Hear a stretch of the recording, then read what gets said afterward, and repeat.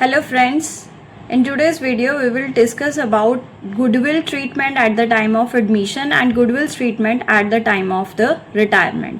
So बच्चे देखो, जब एडमिशन के टाइम पे एक नया पार्टनर फर्म में आता है, इट्स जस्ट लाइक सपोज करो कि there is going a party, in that there are 4 people in the party, that is pizza party is going on.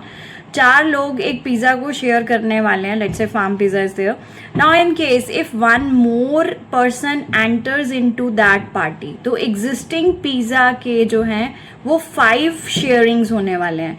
So 5th partner के एंटर होने पे, 5th पर्सन के enter होने पे जो पहले पिज़्ज़ा 4 people में शेयर होना था अब 5 में शेयर होगा. तो 4 people have made a sacrifice on the coming of a new person in the party.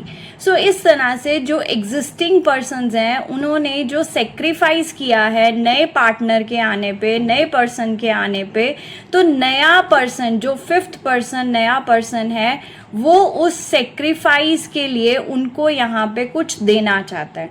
So what is that term? यहाँ पे उस टर्म का नाम है प्रीमियम फॉर गुडविल. जो 5th पर्सन एडमिशन के लिए फर्म में आया है, नया पार्टनर जो आया है, वो एग्जिस्टिंग पार्टनर के लिए क्या गिफ्ट लाया है यहाँ पे, that is termed as premium for goodwill. क्योंकि वो एग्जिस्टिंग पार्टनर से एग्जिस्टिंग प्रॉफिट्स में शेयर मांग रहा है. What he is asking for share in profits. ठीक है, तो उस शेयर इन प्रॉफिट्स के लिए वो उनसे जो हिस्सेदारी मांग रहा है उसके लिए वो क्या लेके आएगा, जिसको हम कहते हैं premium for goodwill.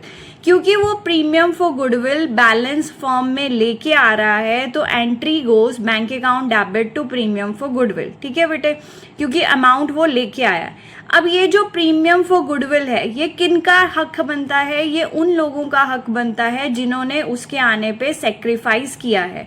So whosoever is making sacrifice on the coming up of a newly admitted partner, उनको sacrificing ratio में ये प्रीमियम फॉर गुडविल मिल जाएगा.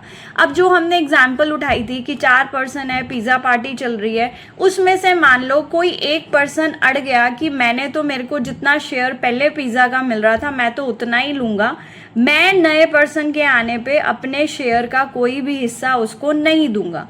तो 4 में से एक पर्सन ने सेक्रीफाइस नहीं किया, 3 ने सेक्रीफाइस किया. तो जो प्रीमियम फॉर गुडविल नया पार्टनर लेके आया है वो सिर्फ सेक्रीफाइसिंग पार्टनर्स को ही जाने वाली है. तो यहाँ सेक्रीफाइसिंग पार्टनर 3 हो जाएंगे, तो 3 में डिस्ट्रीब्यूट होगी. किस रेशो में होगी? In their sacrificing ratio. अब उसका सेकेंड वर्जन जो हमारे पास में आता है बच्चे, दैट इज द रिटायरमेंट और डेथ.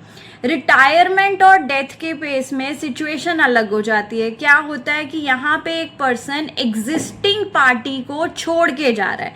जैसे एग्जाम्पल जो हमने उठाई थी कि अगर पिज़्ज़ा पार्टी 4 लोगों के बीच में चल रही है और एक को बीच में फ़ोन कॉल आ जाती है, उसको अर्जेंसी में वापस जाना है, तो एक पर्सन जो यहाँ से उठ के चला गया वो गोइंग पार्टनर हो गया. अब कितने पार्टनर बच जाएंगे पिज़्ज़ा शेयरिंग के लिए? 3 पर्सन्स, राइट. तो एक पार्टनर के जाने पर 3 पर्सन्स को यहाँ पे गेन होने वाला है कि अगर एक पिज़्ज़ा के, लेट्स सपोज हियर कि 4 ही स्लाइसेस थे, तो एक पर्सन जो चला गया उसका स्लाइस भी अब ये 3 पार्टनर शेयर करने वाले हैं. तो जब भी कोई एक पार्टनर जाता है या वो यहाँ पे उसकी डेथ हो जाती है, तो जो एग्जिस्टिंग पार्टनर्स हैं वो क्या करते हैं? गेन करते हैं. ठीक है, सो गेनिंग पार्टनर्स को गेनिंग रेशो से जाने वाले पार्टनर को उसका गुडविल का शेयर देना होगा. तो पहले तो रिटायरमेंट में जब जाने वाला पर्सन है या डेथ है, जाने वाले पर्सन के लिए गुडविल का कोई भी वर्ड यूज नहीं होता. यहाँ प्रीमियम फॉर गुडविल वर्ड नहीं लिखते, यहाँ गुडविल वर्ड नहीं लिखते. यहाँ जर्नल क्या पास होती है? Gaining partners capital account debit in gaining ratio to retiring partner और to deceased partners capital account. अब तुम्हें ये तो बच्चे समझ में आ गया कि गेन कौन कर रहे हैं यहाँ पे, 3 पार्टनर्स। अब ये हम क्यों दे रहे हैं उसके लिए सिचुएशन सोचो कि घर पे अगर तुम्हारे कोई गेस्ट आता है तो आते टाइम तो वो तुम्हारे लिए गिफ्ट लाया था, अब जाते टाइम तुम भी उसको टोकन ऑफ लव जो देने वाले हो, तो the person who is going over here retiring या डिसीज्ड, तो जो टोकन ऑफ लव उसको मिलना है उसके शेयर का, वो कौन पार्टनर्स देंगे, गेनिंग पार्टनर्स देंगे गेनिंग रेशियो से।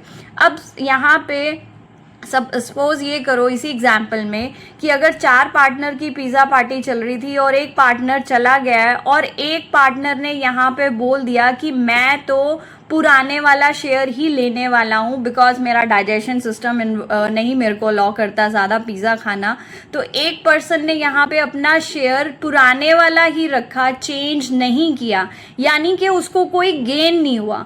तो जिसने कोई गेन नहीं किया वो पार्टनर रिटायरिंग पार्टनर की गुडविल की जर्नल में नहीं आएगा, तो उस केस में गेनिंग पार्टनर कितने हो जाएंगे, 2। So the case is gaining partners capital account debit in their gaining ratio to retiring or deceased partners capital account. So you got the point from here कि admission और retirement के time पे case कैसे चलता है। इसको another way out में अगर तुम सीखना चाहते हो तो तुम ये भी कह सकते हो कि जो फर्म है वो एक तरह से मिडल मैन है। अब फर्म के पास में जो रिटायरिंग पार्टनर है उसको वो कुछ देना चाहते हैं तो लेंगे किससे, वो गेनिंग पार्टनर से। So gaining partners capital account debit हो जाता है टू रिटायरिंग पार्टनर, फर्म ने जिससे लेना है दैट इज गेनिंग पार्टनर वो डेबिट हो जाएगा गेनिंग रेशो से, और जिसको देना है वो क्रेडिट हो जाएगा और उसको फुल अमाउंट यहाँ पे मिल जाएगी। रिटायरमेंट और डेथ के केस में ये मोस्टली रिटायर्ड और डिसीज्ड पार्टनर ही होता है। Thank you, Accountitude.